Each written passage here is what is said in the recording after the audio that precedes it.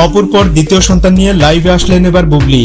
বেশ কিছু সংবাদ মাধ্যমের তথ্য অনুযায়ী চিত্রনায়িকা শবনম বুবলি দ্বিতীয় সন্তানের মা হওয়ার জন্য 2026 সালের শুরুর দিকে যুক্তরাষ্ট্রের উদ্দেশ্যে দেশ ছাড়েন তিনি। কিন্তু শাকিব খানের সাথে তার সম্পর্ক ভালো না থাকায় প্রথমে অনেকেই সন্দেহ করেছিলেন এই সন্তানটি হয়তো তার না। বিগত বছরের জরিপ টেনে দেখলে এই সন্দেহের কোনো ভিত্তি খুঁজে পাওয়া যায় না। এই সন্তানটিও শাকিব খানের, এটা এখন প্রমাণিত। আর এর পিছনে যথেষ্ট রিজনও রয়েছে। গত বছর ডিসেম্বর মাসে ছেলের বীর সহ বুবলির সাথে যুক্তরাষ্ট্রের টানা 1 মাস ছুটি কাটিয়েছিলেন শাকিব খান। বিষয়টি আমরা সকলেই অবগত। তার কয়েক মাস পরেই বুবলির পেটে সন্তানের বিষয়টি প্রকাশ্যে আসে। আর এটা জানাজানি হওয়ার সাথে সাথেই দেশ ত্যাগ করেন বুবলি।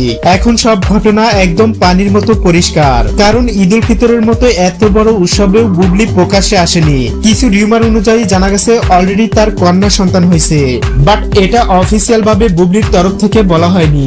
অন্যদিকে শাকিব খানও প্রচুর ব্যস্ততার কারণে এ নিয়ে মুখ খোলেননি। তবে এ মাসের ভিতরেই সুখবর নিয়ে হাজির হবে বলে ধারণা করা হচ্ছে।